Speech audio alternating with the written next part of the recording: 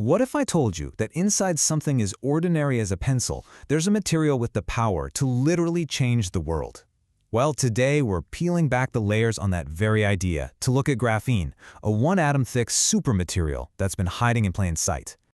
Okay, so here's the game plan. We'll start by breaking down what graphene actually is. Then we'll get into how it was discovered with a surprisingly simple tool, explore its absolutely incredible superpowers, see how it could build our future, and finally, take a hard look at the one big challenge that's holding it all back. First up, let's talk about this one-atom-thick wonder. We're going from something we've all used, pencil lead, to a material that represents a true, massive shift in how we think about, well, stuff. So let's just ask the big question right up front. What on earth could a simple pencil possibly have in common with the future of computing, energy, and material science? As it turns out, the answer is everything. You see, the stuff in your pencil is called graphite, and you can think of graphite like a giant stack of paper. Each sheet is a layer of carbon atoms. Graphene is what you get when you manage to pull out just one single sheet from that stack. It's the same carbon atoms arranged in this beautiful honeycomb pattern, but it's only one atom thick. And this is where your brain has to do a little flip. It is so unbelievably thin that scientists consider it a true two-dimensional material. It has length and width, but for all practical purposes, no height. This 2D nature is the secret sauce. It's the source of all its amazing and, frankly, physics-bending properties. Now, what's really fascinating is how scientists first got their hands on this stuff. You'd think it would take some billion-dollar machine in a super secure lab, right? Nope, it was done with something you definitely have in a drawer at home. The idea of a single layer of carbon had been floating around since 1947, but for decades it was just a theory. Then, in 2004, two scientists, Andrei Jaim and Konstantin Novoselov, actually did it, and their work was so huge that just 6 years later they got the Nobel Prize. So how did they do it? This is the best part. They took a chunk of graphite, stuck a piece of Scotch tape to it, and just peeled it off.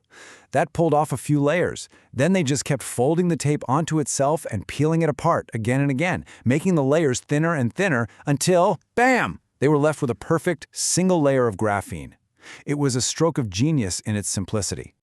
Okay, so we found it with tape. Big deal, right? Well, yeah, it's a massive deal. Let's get into the why. Let's talk about its astonishing superpowers.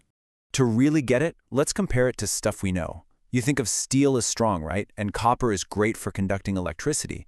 Well, graphene makes both of them look kind of basic. It's stronger than steel and a better conductor than copper. And when we say stronger, we're not talking a little bit stronger. A perfect sheet of graphene is over 100 times stronger than the strongest steel of the same thickness. Just imagine that. A sheet thinner than plastic wrap that could hold up a car. It's literally the strongest material ever tested. It also has a Young's modulus of around 1 terapascal. Now, that's a pretty technical term, but all it means is that for something so incredibly thin, it's unbelievably stiff and resistant to being stretched or bent. Think of it like a flexible diamond membrane. Its ability to conduct heat is also just off the charts. It's even better at getting rid of heat than diamond is. That means it can pull damaging heat away from sensitive electronics, like the chip in your computer, almost instantly. And then things get just plain weird. You know how almost everything expands when it gets hot? Well, graphene does the exact opposite. It shrinks. Because it's so thin, the heat makes its atoms vibrate in a way that actually pulls the whole sheet tighter. It's one of those properties that just breaks all the rules we're used to. So, when you have a material with a resume like that, the next question is obvious. What can we do with it? Well, you can start to imagine building the world of tomorrow. When you start combining all these properties, the list of potential applications really does sound like something straight out of science fiction. We're talking about revolutionizing everything from energy and computing to creating entirely new types of materials. And here's just a little taste. Think about batteries that could charge your phone or your car in seconds, not hours. Airplanes built from composites that are super light but also super strong, making them safer and way more fuel efficient. Or flexible, transparent electronics. That could mean phones you can roll up, or windows that are also computer screens. It could even create filters so precise they could make seawater drinkable with incredible efficiency, maybe even helping solve water scarcity. But hey, this isn't all just theory and what-ifs. To make this a bit more real, let's look at one of the first things that's already on the market. It's a phone case. It's called the nano case, and what it does is use graphene's incredible ability to conduct heat. It basically sucks the heat away from your phone's processor and battery way better than normal materials can. This keeps your phone cool, which helps the battery perform better and last longer. It's a simple idea, but a brilliant first step. And all this leads to a pretty obvious question. If graphene is so amazing, why isn't it in everything we own?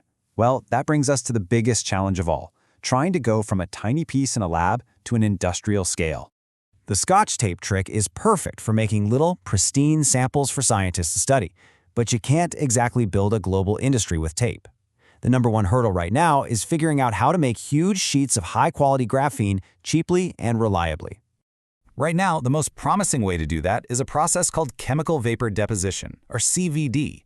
You can basically think of it as growing a sheet of graphene on top of another material, usually a thin foil of copper. It works, but it's got one major catch. This quote from a researcher sums up the problem perfectly. Once you've grown that perfect one-atom-thick layer on the copper, you have to get it off without tearing it, wrinkling it, or ruining it. It's like trying to peel paint off a wall in one giant, flawless sheet. It's just incredibly difficult, and perfecting this step is what scientists are working on right now. So that's where we are. We've discovered a material with a truly mind-blowing set of superpowers. We understand the science, we see the potential, and now a global race is on to crack the puzzle of mass production. If we solve it, the question isn't if our world will change, but how quickly and what everyday magic this one-atom-thick material is going to unlock for all of us next.